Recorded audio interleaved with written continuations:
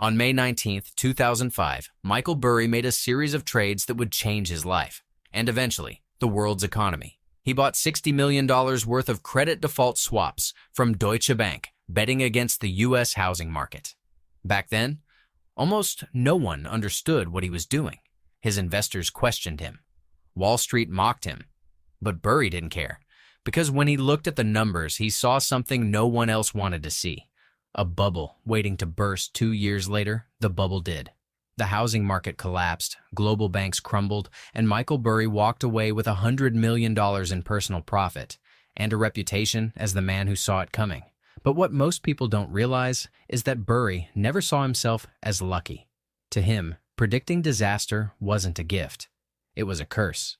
He warned early, he was ignored. And when the world finally caught up, it was already too late. Fast forward to today. After 2.5 years of silence, he's spoken again. Not in an interview or a report, but in a single post on X. A message as cryptic as it is unsettling. Sometimes we see bubbles. Sometimes there is something to do about it. Sometimes the only winning move is not to play. It's short. It's simple. And if you know Michael Burry's history, it's terrifying. Because every time he sounded this calm, it's never been good news. So what could that mean? Another bold prediction? A warning? Or the beginning of a market storm most people still refuse to see coming? And this brings us to what feels like déjà vu. The ghost of 2008. For years, he stayed quiet, occasionally surfacing online to post short, cryptic warnings, many of which, later on, turned out to be right. Still, most people dismissed them. Because Burry's curse has always been timing. He tends to be early, sometimes by years. And that's exactly what makes his sudden return today feel so unsettling. His X, formerly Twitter account, would occasionally light up with a warning, a sarcastic comment, or a chart that almost no one understood. And then, just as suddenly, he'd delete everything. It became his signature move. Speak the truth. Leave no trace. Then, in early 2023, his account went dark again. For more than 2.5 years, not a single word. No tweets, no replies, no commentary. Just silence. Until now. When he returned in late October, people noticed immediately. Not just because he was back, but because of what his profile said. His display name read, Cassandra Unchained. And that's no coincidence. In Greek mythology, Cassandra was cursed to see the future, to know exactly what was coming, but never to be believed. That's how Burry sees himself. The man who warns gets mocked and is eventually proven right. Even his bio carried weight. Something special coming November 25th. No context, no explanation. Just a date and a promise. For a man known for his precision, that kind of teaser means something's brewing. On October 31st, Michael Burry wrote, "Sometimes we see bubbles. Sometimes there is something to do about it. Sometimes the only winning move is not to play." Within hours, screenshots spread across X, Reddit, and finance blogs everywhere. People debated what he meant.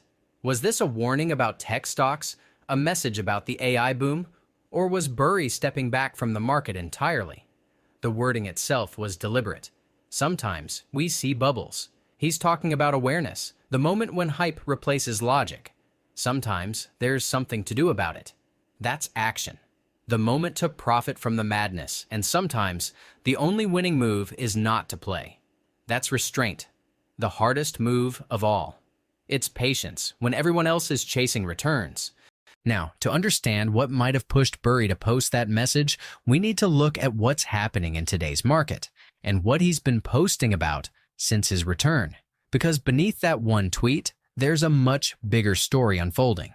A few days later, Burry started sharing charts again, 3 to be exact, each one hinting that today's market might be standing on the same kind of shaky foundation that once fueled the dot-com collapse. The first chart shows that the pace of spending by U.S. tech companies has surged back to levels last seen during the dot-com bubble of 1999 to 2000. The dark line tracks the 5-year growth rate of capital expenditures. The money tech firms pour into servers, chips, and infrastructure, while the lighter line shows the broader tech, media, and telecom group.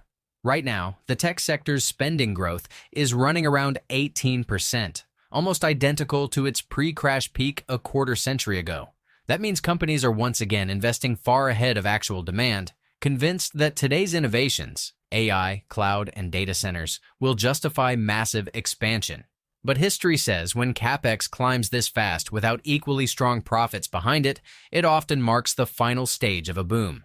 The last time this happened, the dot-com era ended in a sharp correction, and this chart suggests we may be approaching a similar moment of overconfidence. This chart compares how fast the world's biggest cloud companies, Amazon, Alphabet, and Microsoft, are growing now versus just a few years ago. The black bars represent their average annual growth rates between 2018 and 2022, while the red bars show the averages for 2023 to 2025. The difference is dramatic. Amazon's cloud division, AWS, has slowed from about 36% growth to 17%. Alphabet's cloud growth has dropped from 45% to 29%. Even Microsoft, which has held up best, slipped slightly from 22% to 20%. What this means is that the core engine driving tech profits is cooling down, even as valuations for these companies remain near record highs. For years, the cloud business was like the printing press for tech, steady, predictable, and endlessly scalable. But these numbers show that growth is losing momentum, and the easy expansion phase might be over. In other words, while the AI boom has captured investor imagination, the real underlying businesses are no longer accelerating. It's a signal that the fundamentals aren't keeping up with the hype. And then came the most revealing image, what is known as the AI money machine. It showed how companies like NVIDIA, OpenAI, Oracle, and Microsoft are all feeding each other's growth, reinvesting in the same bubble of optimism. NVIDIA invests in OpenAI and supplies the chips. OpenAI places massive orders with NVIDIA and leases cloud space from Oracle. Oracle builds data centers using that hardware and hosts OpenAI's models. Microsoft pours billions into the same ecosystem. It's a circular economy where inflated valuations sustain each other, at least until one side breaks. This, according to Burry, is how bubbles work. They feed on excitement, on belief, on the illusion that growth is infinite, until it's not. And that's why his warning, not to play, suddenly feels less cryptic and more like a cautionary heads-up to anyone paying attention. But Burry's concerns don't stop at overvaluation, the numbers behind the numbers. That's where his real alarm bells are ringing.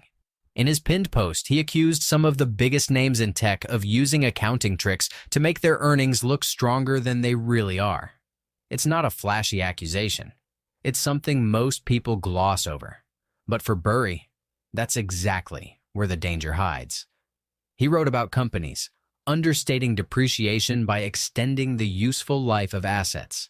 In plain English, that means they're stretching out how long they claim their equipment, data centers, or software will last, making expenses look smaller and profits look bigger. On paper, everything seems healthy. In reality, it's like painting over cracks in a wall. The problem's still there, just under a fresh coat. According to his analysis, this tactic could lead to an understatement of $176 billion in depreciation from 2026 through 2028. That's not a small error. That's a potential earnings distortion of over 20% for companies like Oracle and Meta. To him, this isn't just creative accounting, it's déjà vu. Because before the 2008 crisis, Wall Street did something similar, packaging risk into products that looked safe. This time, the deception isn't in mortgages. It's in the balance sheets. Companies are buying time, inflating numbers, and giving investors a false sense of stability. It's the same human story, just told through different spreadsheets.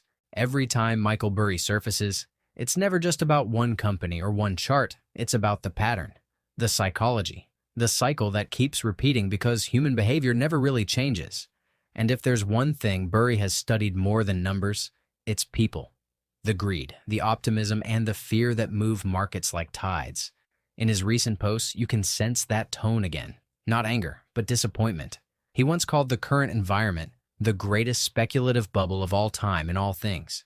To him, it's not just tech. It's housing again. It's consumer credit. It's investors piling into anything that promises fast growth. The names have changed, but the story hasn't.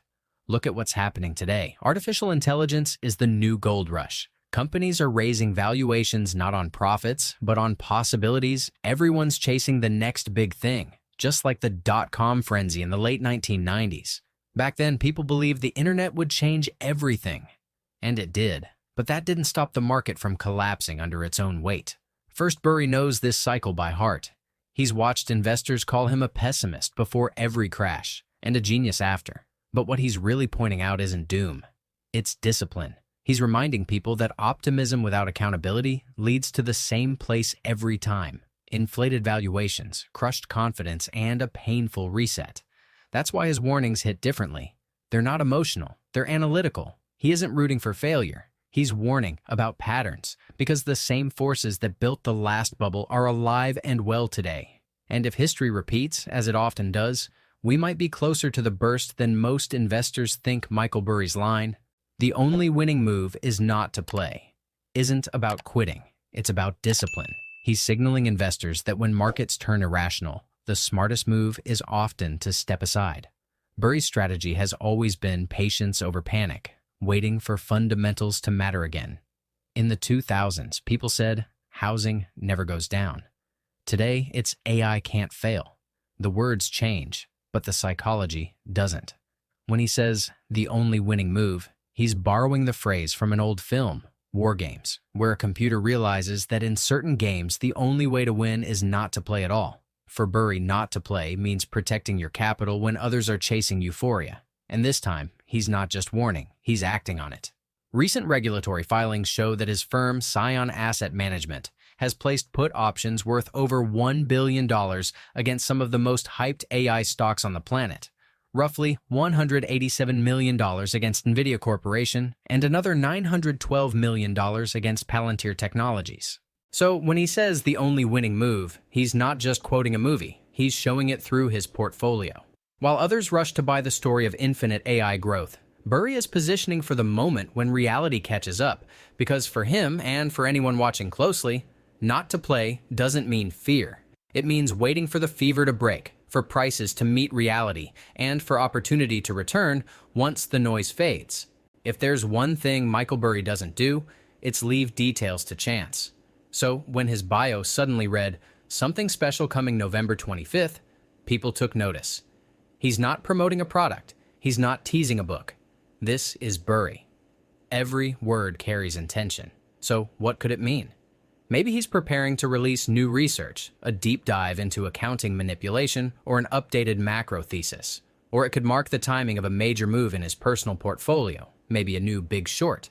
And then there's the possibility that it's just a psychological nudge, a date meant to make investors think, to stop, to question, to reassess the euphoria around them. Whatever happens on November 25th, one thing is clear. His reappearance isn't random, it's coordinated. The tweet, the data drops, the cryptic tone, they're all part of a sequence, a buildup.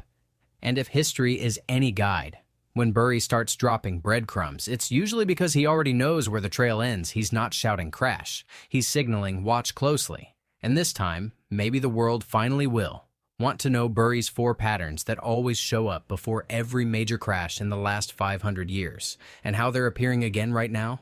Click the video on screen to see for yourself.